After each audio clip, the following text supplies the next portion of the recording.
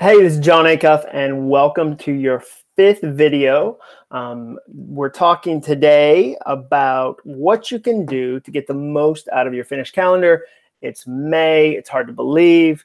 It's probably raining in Nashville as you watch this video. Like, Nashville gets so much rain, it boggles the mind. We get more rain per inch than Seattle does, and we don't write a bunch of songs about it. We just move on with our lives. You don't see like Sleepless in Nashville. There's no movies. We're quiet about it.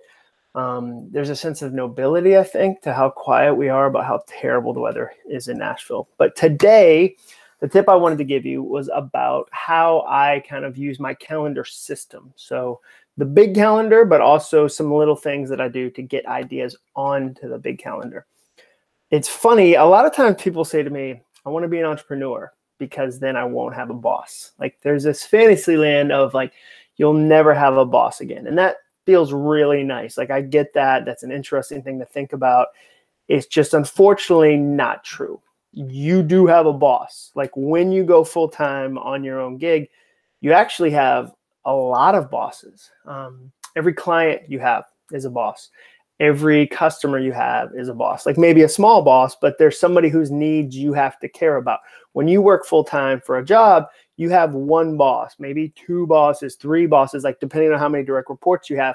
But when you work for yourself, you have a lot of different bosses, a lot of people that give you feedback, a lot of people that give you input, a lot of customers and clients you're trying to serve. And so I think we need to first go, having a boss isn't a bad thing. Having somebody that holds you accountable to finish something isn't a bad thing. And today I want to talk about how do I use my calendar to help hold me accountable. And I need to start by telling you a little about how I capture ideas. The first way I capture ideas is with my notebook.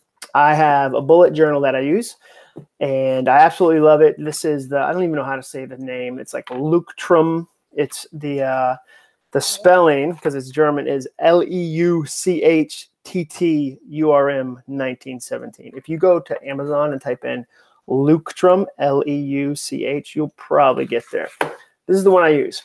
I have a table of contents, and one of the categories I have is good ideas I probably won't do. I have more ideas than I can possibly ever execute. I have thousands and thousands and thousands, and some of them are terrible. Some of them are good, but a lot of them, I'll never actually do them.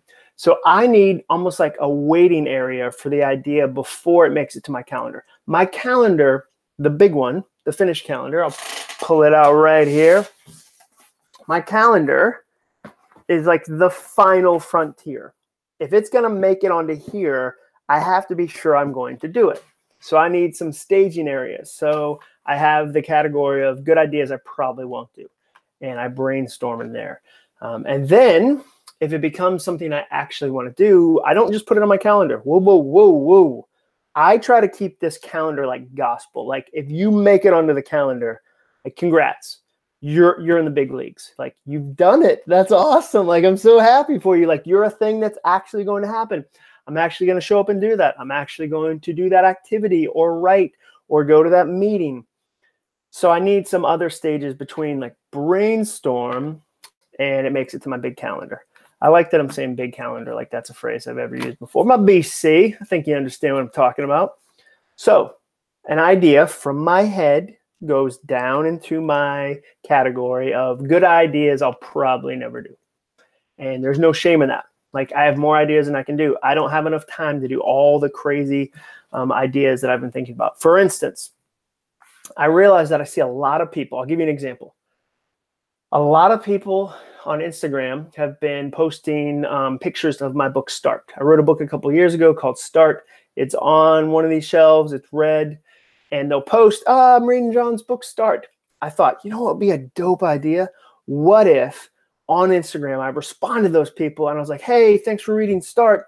I wrote a follow-up called Finish, because a lot of people said, okay, what do I do after Start? And if you want to check it out, here's the first chapter free. That's a smart marketing idea. Like, I was like, I could see that. I don't know if I'm ever going to do it. I should, but I don't know if I'm ever going to do it. So it goes into the category of good ideas I might not do. Then if it graduates from there, it goes into like my long list of things I want to try to do in the month. So page 128 is March, and March isn't that long yet because this is the month I'm recording this in. So right here, it's currently March where I am, and I'm in the past. It just blows my mind. You're in May. Crazy. I've got a bunch of ideas. So with those, I'm a little more serious, but I still might do something. I still might get to the end of March and realize I didn't do those. And then I'll roll them forward. So like I'll push them forward to the next month.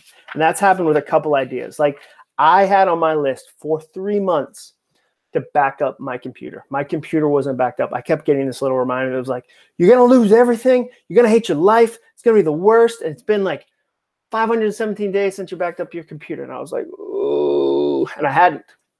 So finally, I wrote it in January. And then at the end of January, I was like, I didn't do it. And I kicked it. I might have even written it down in December now that I think about it. December to January to February to March. Finally, one of two things happens. If I'm kicking an activity that far up, then I either do it, like I finally put it on my big calendar and it happens and I plan it, or I get so mad at it, I just cut it off. I go, you know what? I gave you 4 months to happen. You're not happening. You're dead to me. And I kick it right out of the list. And it doesn't even go back to like good ideas I might never do. It's just, I'm over it. And maybe it was something I thought I'd do, and I kind of interviewed it. But when it came down to it, I wasn't going to do it. Now, finally, if something is going to actually happen, I'll put it on my big calendar. So another example of that, when I am doing public speaking, I get what's called a hold request. So how that works is my agents, my public speaking agents, will email me and say, hey, can you hold this date for us? There's a client, here's their name, here's the event, here's a little background on it. They want to make sure you hold that date. So don't book anything else. Like, this is kind of serious, but hold September 29th. And then I'll go in to my calendar and write it in pencil. I'll put it in pencil right here. I don't put it in pen because until it's booked, I don't know if it's going to happen or not. And if you make it to ink, if you make it to Sharpie, you're happening. Like an event might be canceled. I can't control that.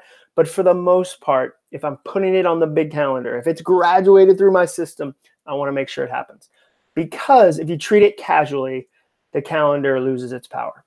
If you make promises to yourself, whether it's on this big calendar, whether it's in Google Calendar, whether it's in a notebook really, and you make them and you tell yourself, I'm going to do this over and over and over again, and then you don't do it, you stop trusting yourself and you stop seeing the power of that. So that's why I have a category of things, because what would happen in the past was I'd think I'm going to do all these ideas and I'd come up with 100 ideas that I really wasn't going to do. And then I'd get like 10 of them done, and the other 90 would just feel like 90 little bursts of failure, and that's not encouraging. So I created a category. So that's my hope for you. My hope is that when you think about your big calendar, don't use it as a brainstorming kind of device, unless maybe you've got the dry erase and you're like, I like to write a bunch of stuff up because my life changes so much. For me, as a paper guy, I like to say, okay, an idea, when it starts, goes from my head into a notebook, goes into this bullet journal. And then it graduates to actually making the list of things I'm going to do in a month. And then it might even move forward a month or another month. But eventually, if I'm really going to do it, it ends up on the calendar. That's my system. I hope that's helpful. Enjoy the rest of your day. We've got one more of these videos for you. Thanks again for checking out the Finished Calendar. I hope it's been fun this year.